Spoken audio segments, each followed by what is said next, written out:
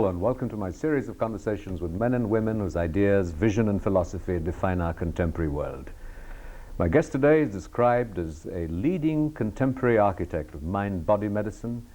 He's melded harmoniously together the teaching of ancient traditions with modern science, quantum physics in particular. He's authored more than 36 books that have been translated in at least an equal number of languages.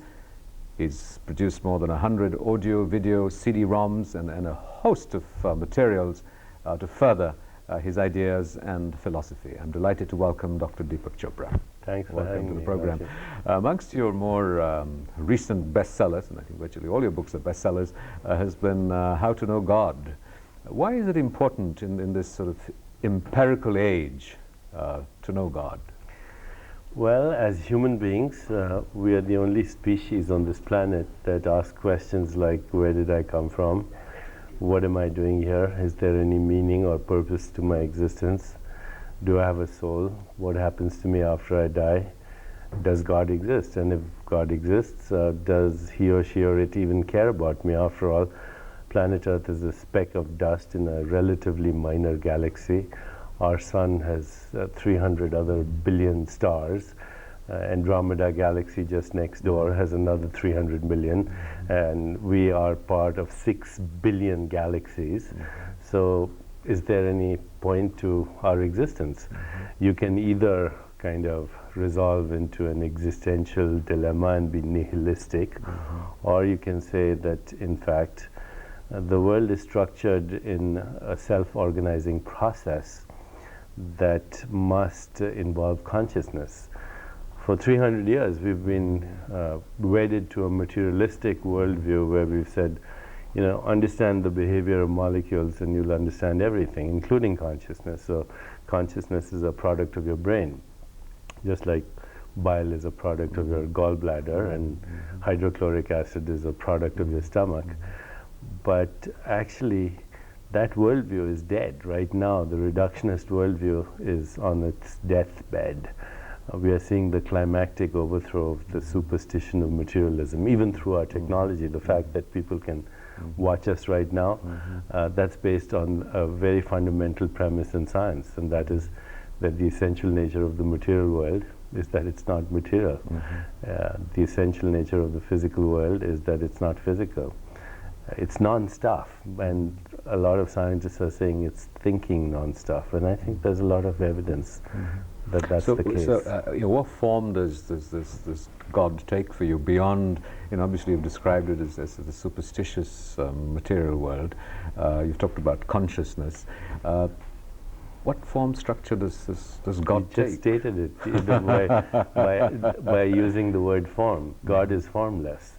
As soon as you have form, you have defined a limitation to an ineffable, unbounded, eternal, acausal, atemporal reality that exists is outside of the boundaries of space-time and causation.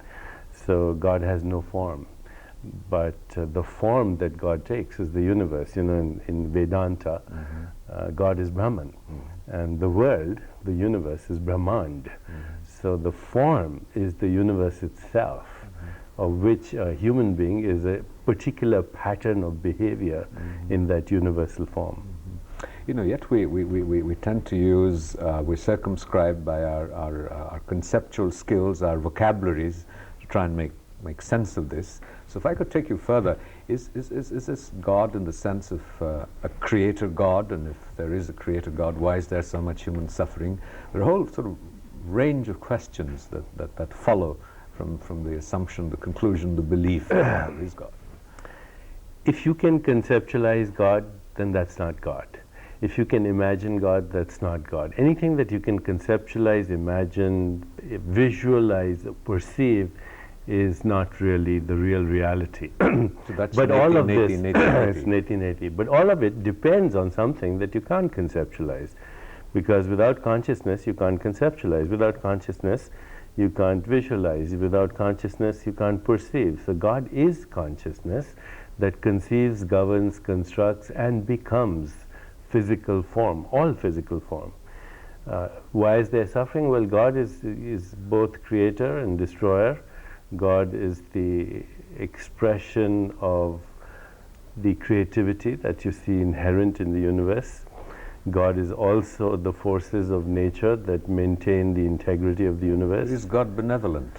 Not necessarily. You know, God, our experience of God, you know, the forces of creativity are always ahead of the forces of destruction, because otherwise there wouldn't be any evolution. But as has been elegantly stated, a permanently victorious anything, including a permanently victorious species, risks its own distinction. So if God was all good and benevolent, God would risk his or her own extinction as well. The many faces of God are the infinite expressions of creativity, entropy, disorder, destruction, and maintenance, you know, Brahma, Vishnu, Maheshwara. So, you know, you have taught and worked extensively in the United States and in Western cultures, where we have still been governed largely by the pursuit of happiness as the goal, as the desirable end to all sort of human striving. So where does this pursuit of happiness coexist, reconcile itself with the notion of a God that permits the entire range of experience and emotions? The pursuit of happiness is an illusion. Happiness, or an innate sense of fulfillment, is the nature of your soul or your spirit. And if you ground yourself and anchor yourself and have that as your internal reference point, then happiness is in the moment. It's life-centered, present moment awareness, which is the only reality, where the future is still in imagination, the past is also in memory. But since this moment is real, if you have your attention grounded in this, then you will be content. Hopefully not too content, because if you are totally content, then you're doomed for senility. You have to have that divine discontent as well in order to move into the expressions of your own creativity. Happiness is not around the corner and is something that remains ever elusive if you pursue it. You're watching a conversation with Dr. Deepak Chopra. We'll be right back after a short break. Don't go away. Welcome back to my continuing conversation with Dr. Deepak Chopra. You're in Delhi conducting a workshop on leadership, and you know, some of the reports already talk about you debunking the myth that you know, leaders are actually made and they're not born. I think leadership is a skill. Just like riding a bike is a skill, or learning to play music. You may have some tendencies, innate tendencies, but ultimately leadership is knowing what people need and how to respond to those needs. We have, as human beings, fundamental needs like survival and safety, and basic needs like food and shelter.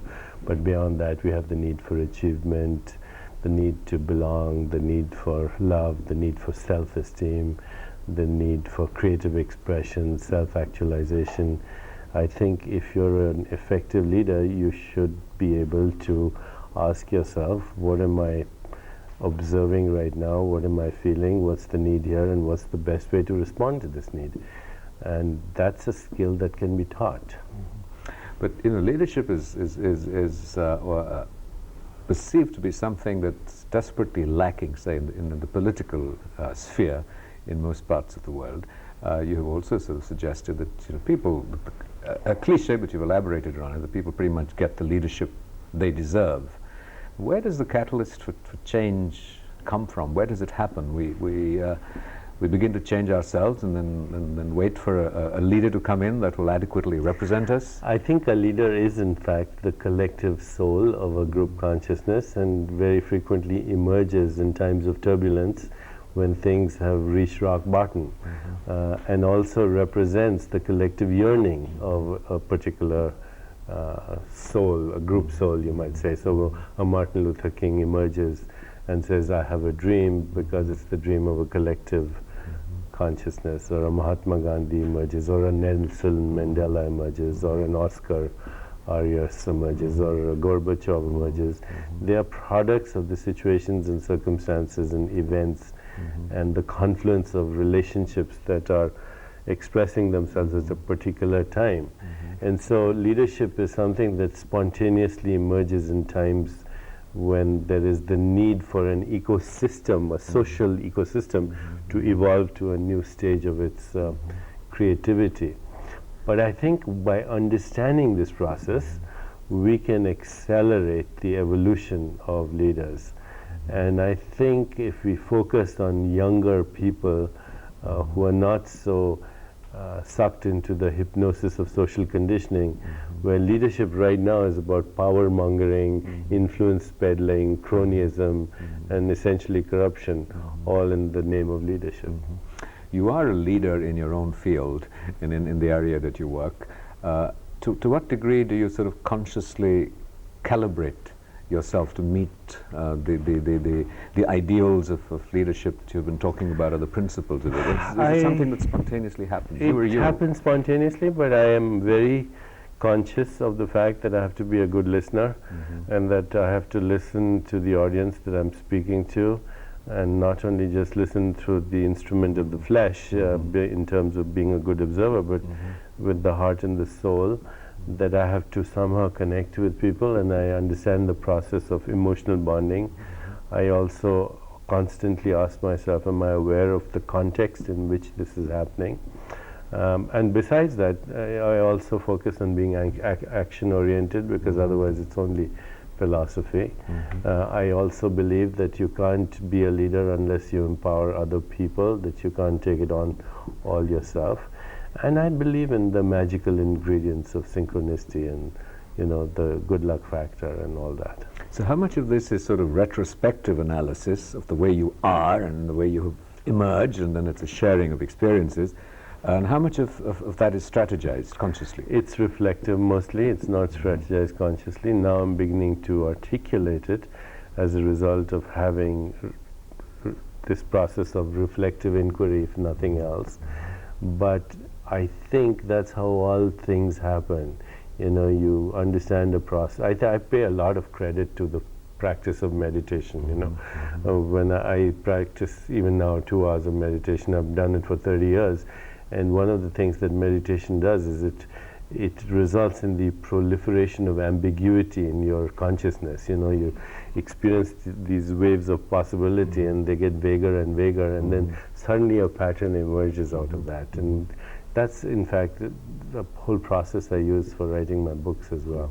So what form of meditation do you do? I mean, you were at one point trained by and with Maharishi Mahesh Yogi, and then the TM principle is to work with this mantra and just to keep making it more and more subtle, and then I very much think that mantra meditation with seed mantras, or bij mantras as they're called, is a very effective way of actually causing that proliferation of ambiguity and uncertainty in your consciousness, and ultimately taking you to a place of deep silence. But over the years I've focused on breath awareness, mindfulness, everything else, but still stuck to my roots in Bij Mantra meditation as taught by Maharishi.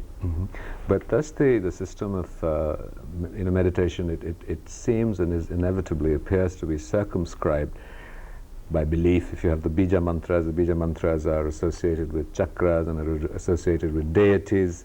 To what degree can meditation be a purely secular activity? I think it is a secular activity. The deities are actually symbolic expressions of expanded states of our own consciousness. They symbolically represent certain dormant potentialities that are existing in your own consciousness. And I think a lot of the real essence of Vedantic knowledge, which wasn't belief, which wasn't ideology, which was pretty much process oriented and very mechanical in terms of its disciplines, got in a sense corrupted into belief and dogma. And I think what I've realized over the years, as I've delved very deeply into the literature of the Upanishads and some of the great commentators who were people like Krishnamurti and others, that actually there was a lot of wisdom in all of that, and it wasn't belief, it wasn't dogma, it was a technology for going inward more than anything else. You mentioned Krishnamurti, and yet Krishnamurti is someone who in a sense debunks technology of sort of structured processes and approaches. And he was so evolved, he didn't see the necessity for ordinary people like me or others to actually use technology or processes. You're right about that. Krishnamurti also had this great cynicism for people who didn't understand him. I took it upon myself to not only understand Krishnamurti, but promised myself I'd explain him better than he could himself. In terms of your exposure to the scriptures, to the rich Indian heritage of writing, not just Indian, you're inspired by Rumi and sort of other Eastern traditions and philosophies too. To what degree does that represent empirical knowledge that you assimilate? Do you test it against experience yourself? How sacred, how sacrosanct is it? It's not sacred or sacrosanct at all. I mean, I will be very selective in what I look at, even in literature like the Bhagavad Gita, because, you know, if you read carefully through the Bhagavad Gita, you'll find cows and women in the same category in certain places. And there are certain things that I would not be comfortable with. So I'm very selective in what I take from Sufism or Vedanta or the so-called sacred literatures. I think they were literatures that were really channeled in a sense by human nervous systems, and human nervous systems are imperfect, including mine. So you have to just take everything that you understand to be intuitively feeling right for you and see if it has any practical applications. But what I do experience myself is, as I read a lot of this literature, I get insights into interpretations which at the moment feel very unique to me, but I don't know if they're unique at all. You're watching a conversation with Dr. Deepak Chopra. We'll be right back after a short break. Don't go away. Welcome back to my continuing conversation with Dr. Deepak Chopra. You have written that one of the ways that we were talking about God, to sort of pursue, realize the spiritual or the nature of consciousness is to look at coincidences, synchronicity. In what ways do you make this connection? You know, through perceptual experience, we experience a material world where we see linear cause-effect relationships. But the fact is, if you look deeply into nature, then everything is, in a sense, synchronistic. Why do fireflies in the hundreds of thousands flash on-off signals synchronistically? Why do crickets chirp synchronistically? Why do birds in flight move synchronistically? Why do the pacemaker cells in your heart, 100,000 of them, fire synchronistically? Your brain cells phase and frequency lock in synchronistically. That's one type of synchronicity. There's another type of synchronicity where disparate events in space and time somehow synchronize into purposeful activity. So how does a human body, which has 100 trillion cells, each cell doing 6 trillion things per second, actually synchronistically orchestrate its activity? Because a human body can think thoughts, play a piano, kill germs, remove toxins, and make a baby all at the same time. And whilst it's doing that, it synchronistically tracks the movement of the planets, because your biological rhythms are actually the symphony of the stars. Today, we have an understanding, a mathematical understanding of what this is, that there is a fundamental level in nature where everything is synchronistically connected to everything else. Technically, it's called acausal, atemporal, non-local, quantum mechanical interrelatedness, where events in disparate locations in space-time influence each other without the exchange of energy or information signals. When Einstein first proposed this as the Einstein-Podolsky-Rosen equation, he didn't believe in it himself. And then John Bell confirmed it mathematically, and today we have experimental proof of what we call this phenomenon. You know, but in spiritual traditions, you would call this omniscience. You would call this omnipresence. How do events in different locations communicate without sending energy or information signals? So, you know, again, going back to Vedanta, Atman is Brahman, there's a fundamental level of existence within yourself that is part of the field of consciousness where all this happens, where space-time and causality synchronistically orchestrate their activity. So in my book, what I've done is I've taken some of the very fundamental behavioral tenets, and internal shifts in consciousness to actually orchestrate synchronicity and coincidence. Co means several, incidents. So coincidence means several incidents happening simultaneously. Chronos is time, synchronos also means synchronized in time. And I have actually looked at the writings of Carl Jung, who talked about synchronicity as part of the collective unconscious, and his friend Wolfgang Pauli, who was a physicist, who spoke of meaningful correspondence and said, you know, synchronicity is a momentary glimpse into the mind of God. That's you know, what you it is. demonstrate a remarkable erudition across the whole spectrum of disciplines and specializations. What techniques do you use to recollect all this and to remember this? It's you know, so your legend for being able to recall any sort of, you know, scene or act from any of Shakespeare's plays. What is the secret of this? I don't know. You know, I think I really don't understand myself. As I was telling you before we started, I have this fear that it'll stop coming. But right now, I feel like, you know, there's some unknown factor that channels itself through my consciousness, and I just seem like a scribe. You know, like Ganesh was the scribe for. So, what form does this voice take? Do you hear it? Is it automatic writing? How does it process itself through you? It comes to me as insights, and sometimes it comes to me as very clear expressions. And now the Shakespeare thing is different. I used to actually act in Shakespearean plays at one time, so I could be Hamlet one night and Macbeth and the next, and Julius Caesar the next, and I loved it. And I'm also, you know, very compulsive and obsessive about anything that has to do with consciousness. So it's part of it is probably just the fact that I'm neurotic or something. You know, you've described yourself as a spiritual vagabond, and you're obviously someone who, even though you surrender to the processes of flow, you also work very hard at being who you are and what you are and the contributions that you make. But a criticism of your approach might well be that this whole tradition of sadhana, of effort, is in some senses lost and diluted in the programs that you run and in what you offer to the community. You know, the possibility of sort of a quick, instant insight transformation. Well, you know, I'm a physician by training, and I was used to writing prescriptions, and I later realized that my audiences were very much wanting a prescription, so I got into the habit of being very prescriptive. And in the culture that I'm now in, I think that works very effectively. That people given a prescription, a small segment will be compliant and will in fact make a difference in their lives.